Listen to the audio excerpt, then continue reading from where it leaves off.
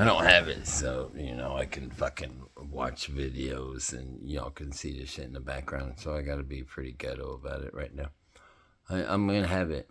I'm gonna get a laptop and do that shit eventually. But until then, 11th harmonic. And we start with 100 hertz.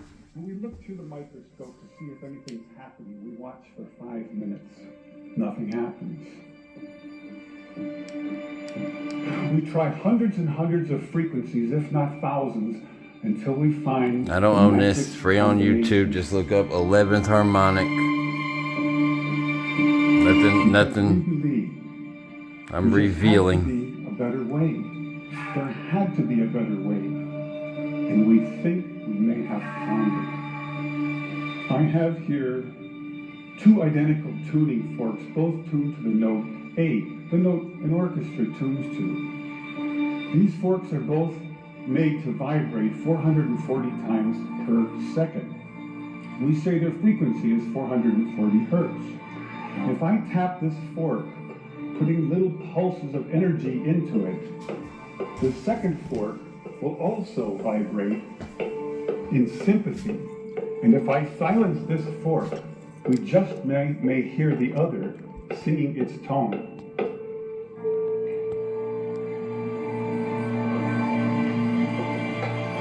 We say that I'm inducing a sympathetic resonant vibration in the second fork. It only works because both forks are tuned to the exact same frequency. Now, many of us have seen this very charming young man on the internet who shatters crystal glasses with his powerful voice. But if you watch him carefully, you'll see that first he taps the glass with his finger and listens. The glass sings its natural resonant pitch. Then he takes a deep breath and sings a loud, long note. He induces a resonant vibration in the crystal glass. The vibration grows larger and larger and larger until the glass is shattered. On the other end of the scale, we have a giant bridge made out of concrete and steel, a suspension bridge, the Tacoma Narrows Bridge. Cars and trucks and buses are going over it every day. And unfortunately, where they built this bridge, there was a steady wind blowing across it. And one day this wind induces a small vibration in the bridge, hardly noticeable. But the frequency of the vibration matches the resonant frequency of some part of the bridge. And the vibration gets larger and larger and larger until the bridge collapses into the river below. A destructive resonant frequency. So on one end of the scale, we have a giant concrete and steel bridge destroyed by resonance. And on the other, we have a small crystal glass shattered. So maybe we could shatter something even smaller, something really small, something you would need a microscope to see. Maybe we could shatter where he's going. A living microorganism. You know where he's going with this. We could change a biological living liquid crystal with a special electronic signal. But in order to do that, we would need some kind of device. So we search the U.S. patent database, and we find this invention by a physician, Dr. James Bear of Albuquerque, New Mexico. It's called a resonant frequency therapy device, and its purpose is to induce a resonant vibration in a living organism or cell. I advise looking the video up yourself. 100 hertz, better quality. Out will come 100 pulses per second. I'm just introducing it. 200 hertz will get 200 pulses. Putting the word out. Searching for the magic frequency. And we start with 100 hertz, and we look through the microscope to see if anything's happening. We watch for 5 minutes. Nothing happens. So we try 101 hertz. We look through the scope for 5 minutes, and nothing happens.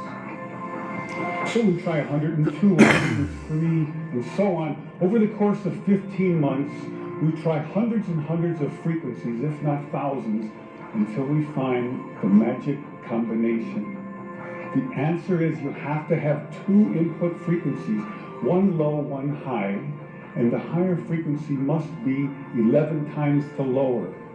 It's what we musicians would call the 11th harmonic. And when we add the 11th harmonic, we begin to shatter microorganisms like a crystal glass.